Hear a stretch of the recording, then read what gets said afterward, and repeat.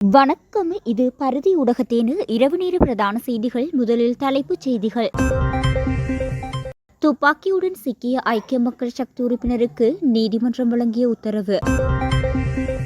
பெற்ற மகளை பலமுறை வன்புணர்ந்த போலீஸ் அதிகாரி காதல் தொடர்பிற்காக வழங்கிய தண்டனை. நாட்டில் விதிக்கப்படும் இறக்குமதி தடை, ஜனாதிபதியின் அதிரடி உத்தரவு வெளியாகியுள்ள தகவல். நள்ளிரவு கொடூரமாக தாக்கப்பட்டு வெட்டுக்காயங்களுடன் மீட்கப்பட்ட சடலம் போலீசார் வெளியிட்ட தகவல். தனது பிறந்த நாளில் தந்தையை அடித்தே கொன்ற மகன், குடிப்பழக்கத்தால் ஏற்பட்ட விபரீதம். ஜாலில் முதியவர் ஒருவரிடம் கைவரிசையை காட்டிய மர்ம நபர்கள். இராணுவத்தினர் வசமுள்ள காணி விடுவிப்பு கோரி பலாலியில் வெடித்த போராட்டம். வவுனியாவில் போலி நாணயத்தாள்கள் வைத்திருந்தவருக்கு நீதிமன்றம் பிறப்பித்த உத்தரவு. இனி தொடர்வன விரிவான செய்திகள்.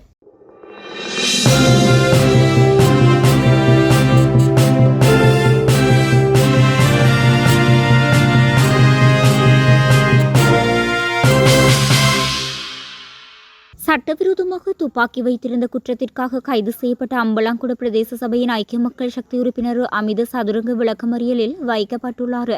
பலப்பிட்டிய நீதவான் நீதிமன்றத்தில் இன்று முற்படுத்தப்பட்டதை தொடர்ந்து அவர் நாளை வரை விளக்கமறியலில் வைக்கப்பட்டுள்ளார். காலி மாவட்ட குற்றப்புலனாய்வு பிரிவின் அதிகாரிகளால் இந்த கைது நடவடிக்கை மேற்கொள்ளப்பட்டுள்ளமையும் குறிப்பிடத்தக்கது. தனது மூத்த மகளை பாலியல் துஷ்பிரயோகம் செய்த குற்றச்சாட்டில் கைது செய்யப்பட்டு விளக்கமறியலில் வைக்கப்பட்டுள்ள போலீஸ் சார்ஜென்ட் ஒருவரின் சேவையை கடந்த 11ஆம் தேதி முதல் இடைநிறுத்துவதற்கு மொனராகலை உதவி போலீஸ் அத்தியட்சகர் நடவடிக்கை எடுத்துள்ளார். இவ்வாறு பணி இடைநிறுத்தம் செய்யப்பட்டவர் தம்பகல்ல போலீஸ் நிலையத்தில் கடமையாற்றிய தம்பகல்ல மாரியராவ 8 கால் பகுதிக்கு அருகில் வசிக்கும் 3 பிள்ளைகளின் தந்தையான போலீஸ் சார்ஜென்ட் ஆவர். சிறுமியின் தாய் எலிக்காய்ச்சல் காரணமாக காலமானார்.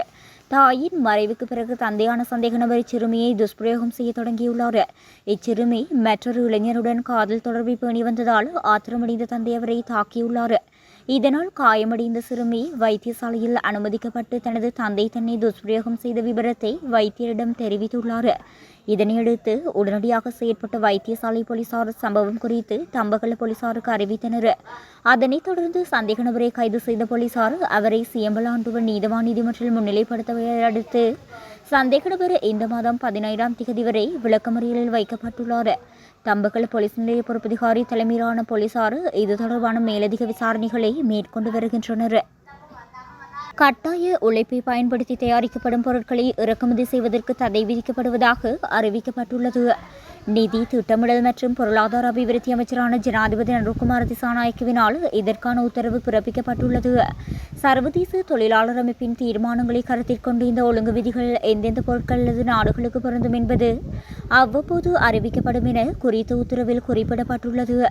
கட்டாய உழைப்பை பயன்படுத்தி தயாரிக்கப்படும் பொருட்களை இறக்குமதி செய்வதை தடுக்க போதுமான நடவடிக்கைகள் எடுக்காத காரணத்தால் இலங்கை உட்பட 60 நாடுகளில் இறக்குமதி செய்யப்படும் பொருட்களுக்கு மேலதிக இறக்குமதி வரி விதிக்க அமெரிக்க ஜனாதிபதி டொனால்ட் ட்ரம்ப் அண்மையில் யோசனை முன்வைத்தார். கட்டாய உழைப்பினால் தயாரிக்கப்படும் பொருட்களின் இறக்குமதியை தடை செய்வதற்கும் குறித்த சட்டங்களை வினைத்திறனுடன் நடைமுறைப்படுத்துவதற்கும் போதிய நடவடிக்கைகள் எடுக்காததால் இந்த வரி விதிக்கப்படுவதாக அமெரிக்கா தெரிவித்திருந்தது. எவ்வாறாயினும் அரசாங்கம் தற்போது வெளியிட்டுள்ள புதிய ஒழுங்கு விதியின் பிரகாரம் இனிவரும் காலங்களில் கட்டாய உழைப்பை பயன்படுத்தி தயாரிக்கப்படும் அல்லது முடிக்கப்படும் பொருட்கள் இலங்கைக்கு இறக்குமதி செய்யப்படுவது தடை செய்யப்பட்டுள்ளது. அம்பாந்தோட்டை தங்கள்ளி போலீஸ் பிரிவுக்குட்பட்ட சியம்பலாக்குடவில் ஒரு வீட்டின் முன்பாக கொலை செய்யப்பட்டதாக சந்தேகிக்கப்படும் நபர் ஒருவரின் சடலம் மீட்கப்பட்டுள்ளது. நேற்றைய தினமிரவு இந்த சடலம் கண்டெடுக்கப்பட்டுள்ளதாக தெரிவிக்கப்பட்டுள்ளது. பெலியத்து சியம்பலகுட திகங்வெல்ல பகுதியில் வசித்து வந்த கங்கணம் அரஞ்சிங்கே தனபால் என்ற 88 வயதுடைய 4 பிள்ளைகளின் தந்தையே இவ்வாறு சடலமாக மீட்கப்பட்டுள்ளார்.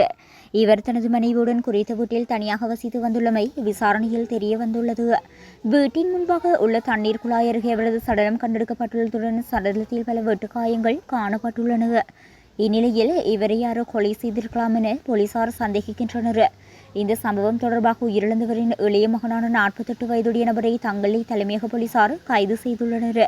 இந்த நபர் ஓய்வு பெற்ற கடற்படை வீரர் என்றும் அவர் நேற்றைய தினம் காலை சுமார் 11 மணியளவில் தனது தந்தை வீட்டிற்கு வந்ததாகவும் தெரிய வந்துள்ளது. சந்தேக நபர் கைது செய்யப்பட்ட போது கடுமையாக போதையில் இருந்ததாக போலீசார் தெரிவித்துள்ளனர்.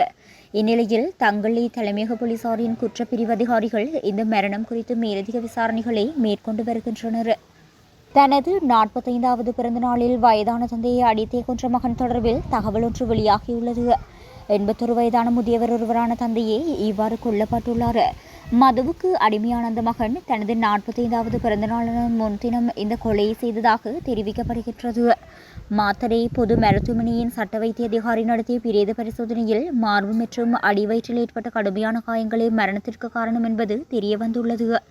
கொலையை செய்ததாக கூறப்படும் சந்தேகத்திற்குரிய மகன் லோகுருவன் அக்குரேச காவல்துறையினரால் கைது செய்யப்பட்டு மாத்தறை பிரதம நீதிபதி முன் முன்னிலைப்படுத்தப்பட்டு 22ஆம் தேதி வரை விளக்கமறியலில் வைக்கப்பட்டுள்ளார்.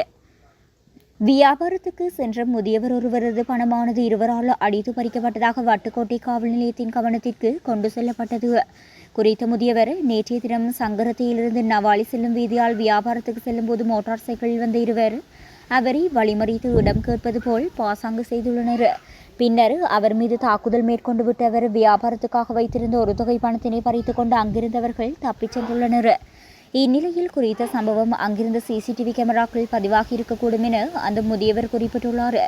இதுகுறித்து வட்டுக்கோட்டை காவல் நிலையத்திற்கு தெரியப்படுத்தப்பட்ட நிலையில் சம்பவம் குறித்து விசாரணைகளை மேற்கொள்வதாக வட்டுக்கோட்டை காவல் நிலைய வட்டாரங்கள் தெரிவிக்கின்றன. யாழ்ப்பாணம் பலாலியில் இராணுவத்தினர் வசமுள்ள காணிகளை விடுவிக்க கோரி போராட்டம் ஒன்றும் முன்னெடுக்கப்பட்டுள்ளது. யுத்தத்தினால் இடம்பெயர்ந்து கடந்த 36 வருடங்களாக காணிகளை இழந்த மக்கள் பலாலி சந்தியில் இன்று 4வது தடவையாக போராட்டத்தில் ஈடுபட்டனர். தமது காணிகளை இராணுவம் விவசாய நடவடிக்கைகள் மற்றும் வர்த்தக நிலையங்களை அமைத்து தமது சொந்த தேவைகளுக்கு பயன்படுத்தி வரும் நிலையில் தாங்கள் நீண்ட காலமாக நிலங்கள் வீடுகளற்று வாழ்ந்து வருவதாக போராட்டக்காரர்கள் குறிப்பிட்டனர். இந்நிலையில் கொட்டகை அமைத்து போராட்டத்தை முன்னெடுக்க மக்கள் முயற்சித்த போது காவல்துறையினர் அதனை தடுத்து நிறுத்தியுள்ளனர். இதனையடுத்து மக்கள் கொளுத்தும் வெயிலில் தொடர்ந்தும் தமது போராட்டத்தை முன்னெடுத்து வருகின்றனர். வவுனியாவில் 50,000 ரூபாய் பெறுமதியான போலி நாணயத்தாள்களை உடைமையில் வைத்திருந்த நபருக்கு 2 ஆண்டுகள் சிறை தண்டனை வழங்கி வவுனியா மேல் நீதிமன்றம் தீர்ப்பளித்தது.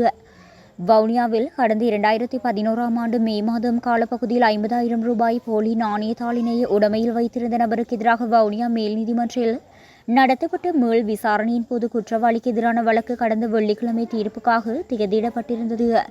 இதன்போது சந்தேக நபருக்கு எதிரான முதலாம் குற்றச்சாட்டு சந்தேகத்திற்கு அப்பால் வழக்கு தொடுநர் தரப்பினால் நிரூபிக்கப்பட்டுள்ளதாக வவுனியா மேல் நீதிமன்ற நீதிபதி தெரிவித்திருந்தார். அதற்கிணங்க குறித்து குற்றச்சாட்டிற்காக 2 வருட கால சிறை தண்டனை மற்றும் 1 லட்சம் ரூபாய் அபராதமும் அபராத தொகையினை செலுத்த தவறின 1 ஆண்டு கால சிறை தண்டனை எனும் கட்டளை வழங்கி தீர்ப்பளித்தார்.